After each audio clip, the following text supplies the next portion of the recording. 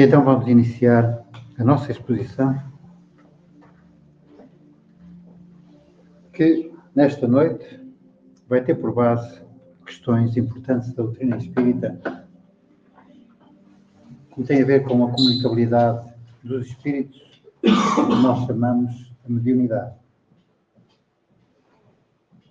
E no capítulo, então nós vamos começar por ler aqui duas passagens do Evangelho segundo o Espiritismo, no capítulo 28, no item 9, em que podemos ler: Quis o Senhor que a luz se fizesse para todos os homens e que em toda a parte penetrasse a voz dos Espíritos, a fim de que cada um pudesse obter a prova da imortalidade. Isto começa já por nos preparar para a exposição, para o trabalho que vamos ter a seguir, o que vamos falar a seguir sobre a mediunidade. E continua: com esse objetivo é que os espíritos se manifestam hoje em todos os pontos da Terra e a mediunidade se revela em pessoas de todas as idades e de todas as condições, tanto nos homens como nas mulheres, nas crianças como nos velhos. É um dos sinais de que chegaram os tempos perdidos. É esta mediunidade que nos permite essa comunicação com irmãos que já se encontram noutro mundo, noutra situação, portanto, desencarnados. E ainda no item 9, podemos ler: para conhecer as coisas do mundo visível e descobrir os segredos da natureza material, outorgou Deus ao homem a vista corpórea, os sentidos, instrumentos especiais. Com o telescópio, ele mergulha a olhar nas profundezas do espaço e com o microscópio descobriu o mundo dos infinitamente pequenos. Mas para penetrar no mundo invisível, ele deu-lhe a mediunidade. E é através dessa mediunidade que nós conseguimos comunicar com irmãos nossos que se encontram na pátria espiritual, recebendo muitas informações e muita ajuda através desses contactos, dessas comunicações. Então vamos iniciar, depois desta breve introdução. Um menino com 5 anos estava a conversar com a sua mãe ao fundo do quintal de uma casa muito modesta, numa manhã fria, eram 5 horas da manhã, e dizia-lhe a sua mãe: meu filho, tu estás me vendo e ouvindo, o que significa que és médium.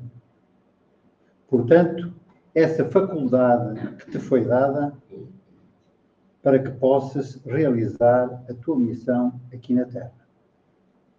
Para que possas atender pessoas necessitadas através da caridade e da mediunidade. Terás sempre essa faculdade na tua vida que vai permitir amar, atender, ajudar as pessoas necessitadas. E quando na tua vida houver momentos de muita dor, de muita dificuldade, lembra-te de Jesus. Nosso Mestre vai estar sempre a ajudar-te. Meu filho, porque Ele sabe que o teu trabalho será sempre feito com amor e dedicação. Não te esqueças de algo muito especial. A humildade, ser sempre humilde. E nessa manhã, tão especial por este miúdo de 5 anos, na cidade de Pedro Leopoldo, Francisco Cândido Xavier, com 5 anos de idade, estava a ouvir a sua mãe já desencarnada. E durante toda a vida deste mensageiro de Jesus, ele sempre cumpriu com aquilo que tinha prometido à sua mãe, nunca se afastando da caridade, do amor, da ajuda ao próximo e, sobretudo, sempre com uma humildade muito grande. Que ele seja, para todos nós, um exemplo desse amor e dessa humildade. Dizem-nos as obras doutrinárias que no início da história do planeta existiam nele basicamente 2 grupos.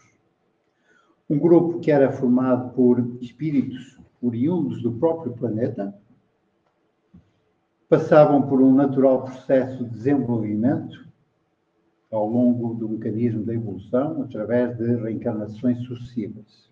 Mas havia um segundo grupo de espíritos que passou a encarnar na Terra numa dada altura. Não eram espíritos deste planeta, mas foram espíritos trazidos para este planeta. Espíritos bastante mais inteligentes, muito mais tecnologicamente muito mais desenvolvidos que os habitantes deste planeta, que os terrestres. E esses espíritos foram trazidos por um motivo muito simples. Nós estamos a referir aos habitantes de Capela. E eles foram trazidos para aqui, porquê? Porque Capela estava a atravessar um período de transição do mundo de provas e expiações para o mundo de regeneração. E é esse caminho que nós estamos também aqui, neste planeta, a passar. E como eles não estavam ainda moralmente preparados para essa passagem, eles foram retirados daquele planeta e foram trazidos para o planeta Terra. Para eles para esse povo, foi um choque muito grande, porque quando se encontraram no meio dos habitantes deste planeta, um povo muito atrasado tecnologicamente, ainda com uma inteligência muito pouco desenvolvida, sentiram um choque muito grande, porque se encontraram num mundo completamente estranho. Era a mesma coisa que nos colocarem a nós, ou a cada um de nós, no meio de uma selva com tribos indígenas, certamente seria um choque bastante grande. Mas esse povo tinha essa noção daquilo que, em termos morais, ainda muita dificuldade em entender, mas que em termos intelectuais estava bastante evoluído. E muitas das coisas que nós temos têm sido descobertas neste planeta, através de descobertas arqueológicas e isso, muitas delas que nós ficamos admirados com o tipo de construção, com o tipo de objetos que surgiram, devem-se precisamente a esse povo, aos judeus. E foi assim que esses espíritos que se encontraram num planeta, para eles, bastante diferente, em que as dificuldades eram bastante profundas. Para estes, Jesus, criador deste planeta, que juntamente com a sua equipa, preparou não só a formação do planeta, mas acompanhou também a evolução de todos os seres, desde os minerais até nós. E para eles, Jesus, à medida que se dava a evolução, e nós sabemos aquilo que acontece, toda a evolução que aconteceu durante essa passagem do mineral até o mineral, nós sabemos tudo aquilo que sucedeu. E uma das coisas que não é tão conhecida é transformações que se deram no homem, em termos orgânicos, que lhes permitiu, precisamente, ficar com uma forma de conseguir comunicar com seres que não estavam presentes. Isto foi feito também, precisamente, para que os habitantes, os capelinos, pudessem vir a contactar com seus familiares que tinham ficado afastados de si. Dizem-nos, portanto, que Jesus, em socorro desses espíritos, para que eles não se sentissem abandonados e com saudades dos seus entes queridos, promoveu, portanto, essas transformações, não só no corpo físico deles, mas também no nosso. E juntamente com esses milhões de espíritos mais perturbados, que que fizeram essa migração para o nosso planeta, vieram também alguns espíritos bastante mais evoluídos moralmente, com um objetivo que foi auxiliar-nos nessa transformação moral. E essa ajuda veio de duas formas. Uma, para esses espíritos encarnarem na Terra, para terem aqui missões de orientação, missões de instrução também, como líderes espirituais, e nós conhecemos muitos, que ajudaram, portanto, a libertar das imperfeições morais esses habitantes. E uma outra forma, sem encarnarem, ficando no mundo espiritual, espíritos bastante evoluídos, que apenas vieram, em determinados casos, com algumas missões. Mas a maior parte deles, fazendo parte de equipas espirituais, como aquela que acompanhou Jesus nesta construção deste planeta, muitos deles auxiliando-nos através de informações que nos foram dadas e que nos chegaram. Nós sabemos de muitos casos de espíritos que, embora tenham encarnado para nos vir auxiliar, o caso de Emmanuel, com uma série de reencarnações que nós temos conhecimento, muitos deles, como a Teresa de Calcutá, o próprio Chico Xavier, muitos mais vieram com essa finalidade de nos auxiliar. Portanto, a mediunidade era, portanto, assim, uma capacidade orgânica devido às transformações que foram produzidas no nosso organismo e que foi adquirida e desenvolvida desde os princípios de formação do homem. Isto tinha também uma finalidade, um objetivo, que era o conhecimento de que a vida após a morte é uma realidade, portanto, da imortalidade do espírito.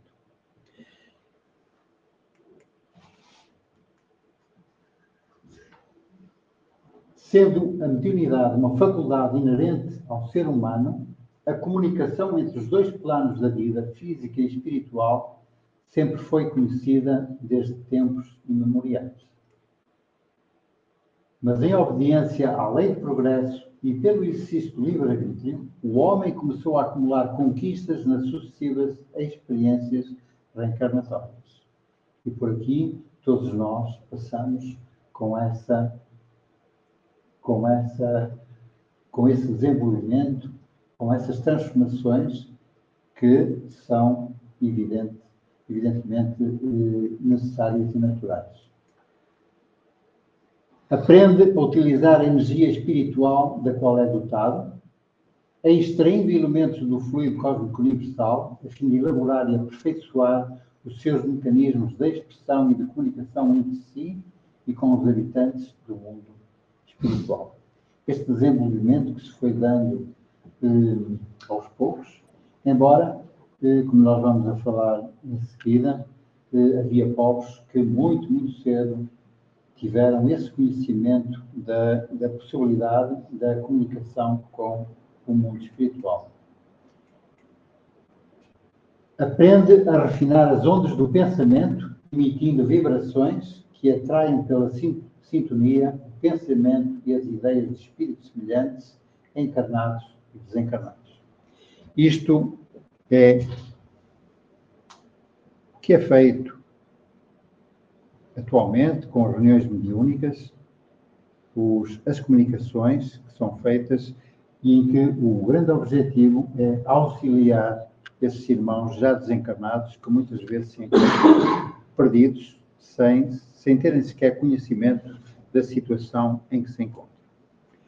Na obra Evolução em Dois Mundos, psicografia de Chico Xavier, ditada pelo Espírito André Luís, podemos ler: a intuição foi o sistema inicial de intercâmbio, facilitando a ligação das criaturas.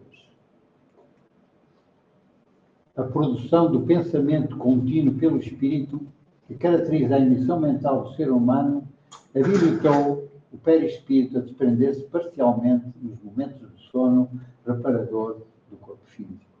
Portanto, informações que nós obtivemos e toda esta série de André Luiz, que é a vida no mundo espiritual, traz-nos muitas informações que nos poderão e que nos ajudam a entender o porquê de aqui nos encontrarmos e o porquê da necessidade de trabalharmos para esse progresso, para essa evolução.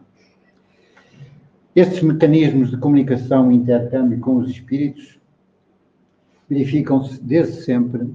A mediunidade sempre fez parte da história de todos os povos. Nós vamos fazer uma pequena abordagem sobre a evolução histórica da mediunidade. E temos século 58 a.C., com os hindus. E aqui com os hindus há uma primeira obra religiosa que é conhecida, que é os Vedas. Esta palavra Veda tem a ver com conhecer, conhecimento. E encontram-se descritas nesta obra muitas passagens de iniciação mediúnica, de intercâmbio com os espíritos. Portanto, estamos a falar em 5.800 anos antes de Cristo. Com os egípcios, cerca de 4.000 anos antes de Cristo, o livro dos mortos. Este livro era um livro que, quando a pessoa desencarnava, ele era colocado junto da cabeça, da cabeceira do morto, que acompanhava o morto naquilo que eles consideravam ser uma passagem. Este livro tinha uma outra designação original, que era o livro de sair para a luz ou saída para a luz do dia. Isto era uma coletânea de vários feitiços, fórmulas mágicas, orações, hinos do Antigo Egito, e que eram escritos num papiro próprio, com ornamentos tipográficos, e que eram instruções para que o espírito soubesse, o corpo do falecido soubesse como seguir o seu caminho. Nós sabemos que, juntamente com o corpo, eram colocados objetos pessoais, aqueles objetos que eram mais queridos do falecido. E nesta civilização dos faraós, em que as pirâmides eram precisamente utilizadas como sarcófagos, acreditava-se que a alma do faraó e de todos os outros iria necessitar desses objetos pessoais para se encontrar quando estivesse num outro plano. Não é um livro qualquer, este livro. É um livro que trata dos maiores mistérios da humanidade, que é a vida após a morte. Então, nós estamos a falar nisto 4.000 anos antes de Cristo, em que eles já acreditavam que a vida existia após a morte. Já nessa época era referido aquilo que a doutrina espírita nos diz, agora, que nada valem riquezas, nem a posição social do falecido. Aquilo que nós nos preocupamos muito com o ter e o ganhar, e que deixamos cá quando temos mesmo de partir. E disso eles já tinham conhecimento e tinham a noção de que não era necessário tanta preocupação, porque no final apenas uma coisa contava, que eram as boas ações, era o amor, a entrega, a ajuda ao próximo. Essa era a grande, como é atualmente ainda, a grande riqueza, o grande tesouro que nós podemos amealhar e levar. É precisamente no Egito que ocorre a ideia de que a sorte dos mortos dependia da sua conduta moral enquanto vivo, e da qual resultaria uma reação nesta e nas outras encarnações seguintes. Isto, portanto, há milhares de anos atrás. E ainda hoje, muitos duvidam da vida após a morte. Temos cerca de 1200 anos antes de Cristo com os judeus. E aqui os judeus, o povo judeu, teve orientações sobre mediunidade muito grandes. Nós estamos a falar aqui na Bíblia, estamos a falar nos 10 mandamentos, estamos a falar no profeta que foi Moisés. Moisés recebe os 10 mandamentos de Deus, e nesses 10 mandamentos estava um código de conduta necessário para ele para conseguir manter a ordem entre o povo que ele foi encarregado de levar do Egito, onde eles eram escravos. Esse povo judeu, um povo revoltado pela situação em que se encontrava, teve necessidade de um líder, como foi Moisés, para conseguir fazer o seu caminho.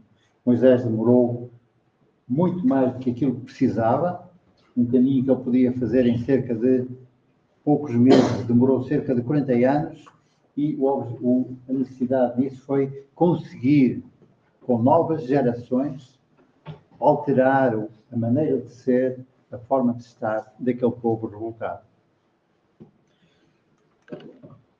Temos 600 anos antes de Cristo com os caldeus. Este povo era um povo que habitava na Mesopotâmia, atualmente Iraque, Kuwait, e conhecia tudo sobre mediunidade, poções, bruxarias. Os segredos do mundo espiritual eram estudados por eles de uma forma muito aprofundada, porque para eles era fundamental o domínio dessa ciência e do conhecimento das forças invisíveis do mundo espiritual.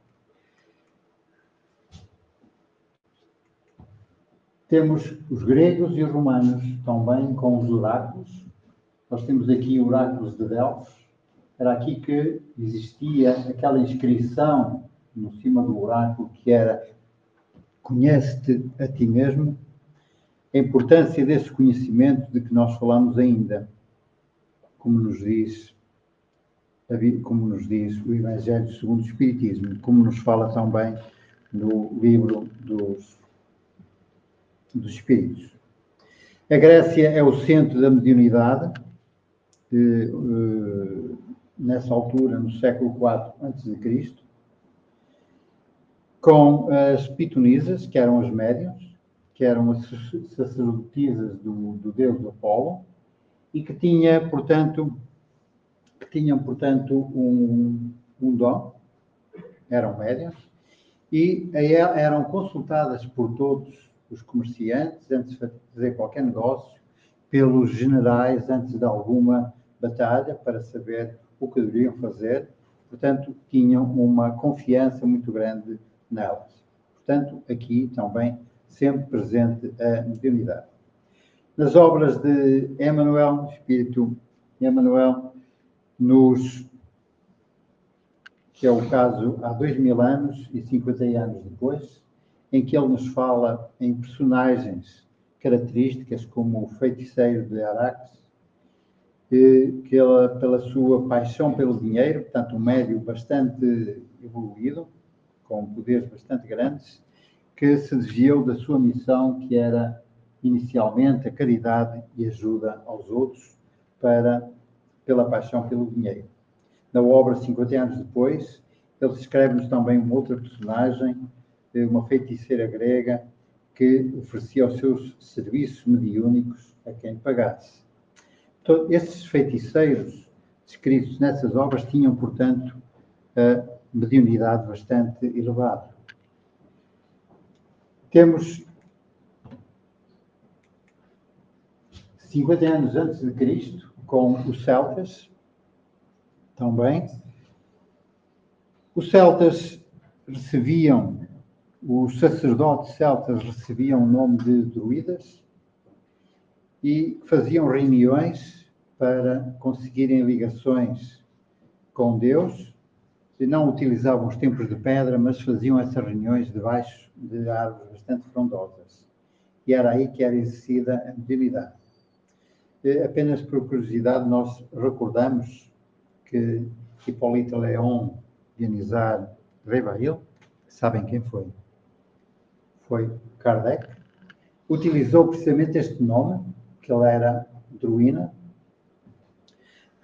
para que não houvesse influência no trabalho que ele estava a fazer como professor. Hipólito Leon utilizou, portanto, este nome para não haver influências na sua obra. No Novo Testamento, com os apóstolos e discípulos de Jesus, que demonstram um entendimento grande sobre mediunidade, eles foram muitas vezes orientados por Jesus. Há uma passagem que tem a ver com o dia de Pentecostes, conhecido e falado, que é considerado como o maior feito mediúnico e que está descrito nos Atos dos Apóstolos.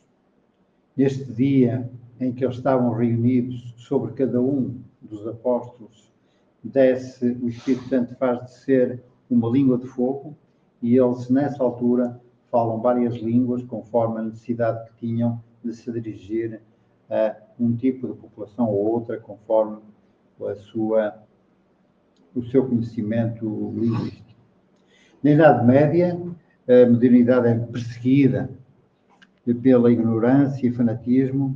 Os médios são submetidos à tortura, são submetidos à fogueira. Nós conhecemos também casos, o caso da própria Joana d'Arc, que foi queimada viva também, porque era considerada como uma bruxa.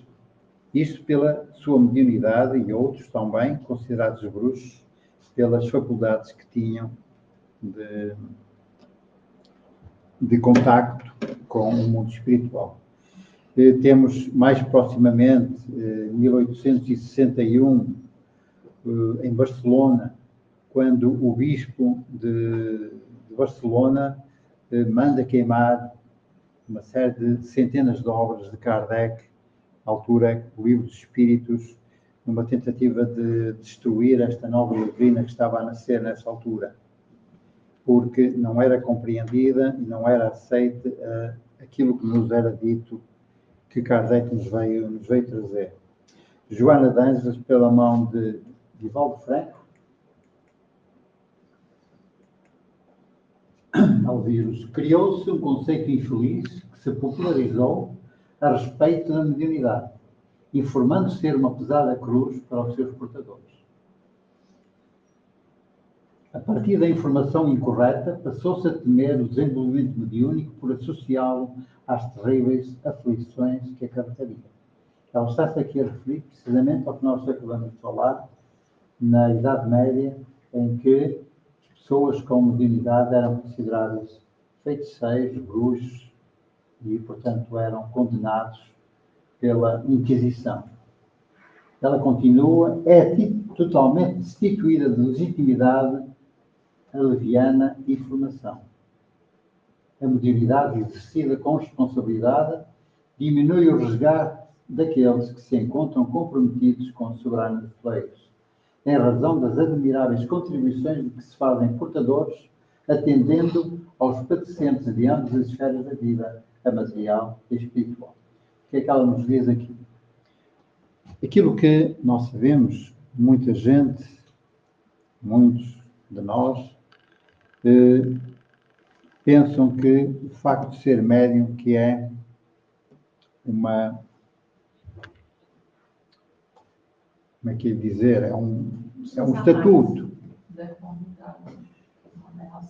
Que é um estatuto grande, que são pessoas que se encontram acima dos outros, com mais conhecimento. E é precisamente o contrário.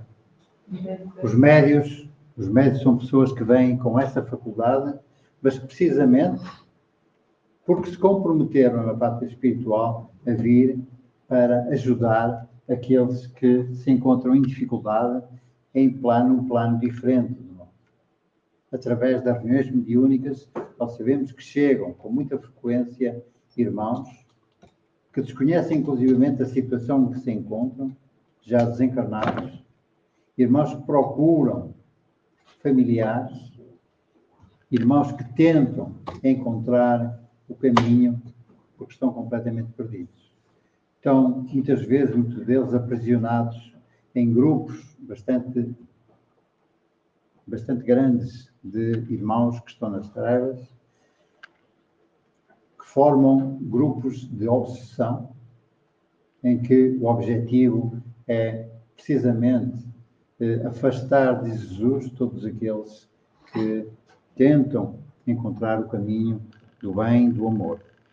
E esses irmãos chegam aí muitas vezes fugidos, conseguem fugir, como eles dizem, eu estou aqui, mas estou com medo de que me encontrem, e a pedir ajuda para não os deixarmos, não deixar que eles sejam capturados por esses irmãos das trevas. Isto é a missão dos médicos aqui, precisamente, porque o médico tem essa faculdade, e a própria palavra o diz, que é o intermediário na comunicação entre a parte física e a parte espiritual.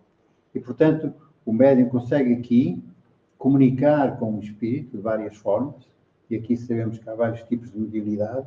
Pode ser por escrito, no caso do Chico Xavier, através da psicografia, pode ser psicofonia, que é o mais frequente nas reuniões mediúnicas, em que o médium, através da sua mediunidade, consegue, e aqui existe depois um dialogador, um esclarecedor, que vai auxiliando o espírito, que se vai comunicando através do médium, e vai auxiliando, vai esclarecendo, vai o colocando na posição em que ele poderá compreender o que é que se está a passar. Porque para muitos espíritos, o facto de estarem desencarnados é uma realidade não presente. Portanto, ou seja, não têm ainda esse conhecimento. Portanto, a mediunidade veio-nos dar a certeza da imortalidade da alma, porque essas comunicações é precisamente com espíritos que já se encontram num plano diferente do nosso. Só que a mediunidade nem sempre é utilizada como deveria ser, nem sempre é utilizada corretamente. A pergunta que é feita, será que os médiuns que atualmente têm essa faculdade a estão a utilizar corretamente como deve ser? Isto é um problema de cada um. E é a consciência de cada um que os terá de fazer pensar se essa ferramenta que eles estão a utilizar e que lhes foi disponibilizada, se a estão a utilizar como deve ser. Nós, frequentemente, não conseguimos utilizar essa ferramenta como deverá ser. Portanto, a verdadeira finalidade do intercâmbio mediúnico é, seja para a parte física, seja para a parte espiritual, é precisamente o melhoramento moral. Tanto do médium que está a fazer essa comunicação, como do próprio espírito que está num plano diferente do nosso. Há uma série de orientações sobre mediunidades que nós retiramos tanto do livro dos espíritos como do livro dos médiuns, e que nós podemos, este último conselho, já agora desculpem, da Joana d'Arc, aceita com naturalidade e de forma consciente a mediunidade. E sobre isto nós podemos falar noutra coisa. Há muitos, jovens principalmente, em que os pais, por desconhecimento, não os ajudam como deveriam ajudar.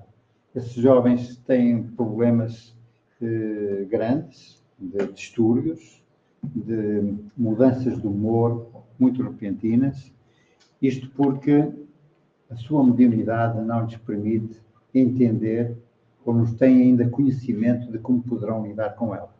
E para isso as casas espíritas poderão dar uma ajuda bastante grande, e é isso que os pais, por desconhecimento, não o fazem, nem sequer sabem da existência dessa ajuda que está ao dispor, portanto, de todos e gratuitamente. Estas orientações nós vemos no Livro dos Espíritos, na questão 76, em que Kardec nos diz: os espíritos são seres inteligentes da criação e eles povoam o universo além do mundo material. E no Livro dos Médiuns, na questão 49, no item 49, os espíritos povoam os espaços até o infinito. Há espíritos incessantemente ao nosso redor e com eles estamos em contato. Esta é outra realidade que nós temos que ter consciência de que não estamos sozinhos, que junto de nós estão muitos irmãos já desencarnados, que muitas vezes, normalmente por afinidade, por alguma coisa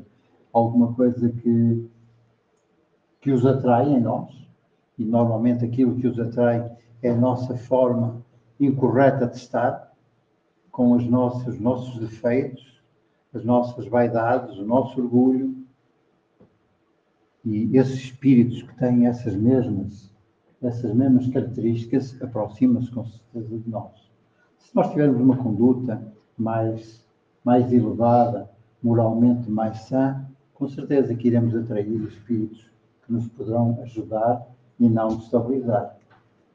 E, continuando no Livro dos Médiuns, ainda na mesma questão, Kardec diz: os espíritos se comunicam por meio de médiuns que lhes servem de instrumentos e de intérpretes. O capítulo 24, do item 12 do Evangelho, diz: a mediunidade é inerente a uma condição orgânica de que todos podem ser dotados. E aqui, outra coisa que ele nos diz: todos nós somos médiuns. Só que essa mediunidade, a faculdade, está mais desenvolvida nuns do que noutros, embora ela vai sendo desenvolvida e poderá ser desenvolvida em todos. Como a de ver, ouvir e falar. Não há nenhuma de que o homem, em consequência do seu livre-arbítrio, não possa abusar. Deus outorgou as faculdades ao homem, dando-lhe a liberdade de usá-la como quiser, mas pune sempre aqueles que abusam. Portanto, todos nós temos o livre-arbítrio para fazermos aquilo que vem nos apetecer. Temos é que ser responsáveis e vamos sofrer as consequências do que não fizermos. Fala-se muitas vezes, e isso era mais próprio da doutrina e dos ensinamentos de Moisés, que era falarmos de um Deus castigador, um Deus mau, e que Jesus veio nos trazer precisamente uma imagem totalmente diferente. É Jesus que pela primeira vez chama a Deus Pai. E fala-nos no Deus, no Pai de amor, sempre pronto a auxiliar-nos. Tanto quando se fala muitas vezes Deus, como aqui, pune sempre aqueles que já os abusam, esta punição tem a ver connosco. Nós é que nos punimos a nós próprios. Tudo aquilo que nós fazemos de errado na pátria espiritual é a nossa consciência que nos vai julgar, não é Deus nem ninguém que nos vai castigar. Mas é aí que nós entendemos e percebemos aquilo que fizemos de errado e aquilo que temos que modificar. E ainda mais algumas orientações. Ser médium é possuir uma faculdade que permite o intercâmbio com os espíritos.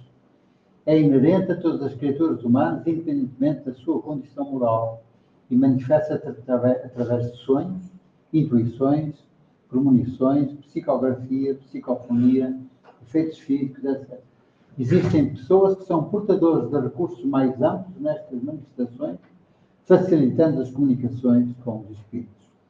O bom médium não é, portanto, aquele que tem facilidade de comunicação, mas o que é simpático aos bons espíritos e só por eles é assistido. É neste sentido unicamente que a excelência das qualidades morais é de importância absoluta para a mediunidade. Nós sabemos que, se fizéssemos um cálculo, e há estudos sobre isso, dos espíritos que aparecem nas reuniões mediúnicas, se tivermos, por exemplo, 10 comunicações, se calhar 8, 9 são de espíritos revoltados, espíritos inferiores. Poderá haver uma comunicação do espírito que vem para nos auxiliar, para nos orientar. Porquê é que isto é assim? É fácil.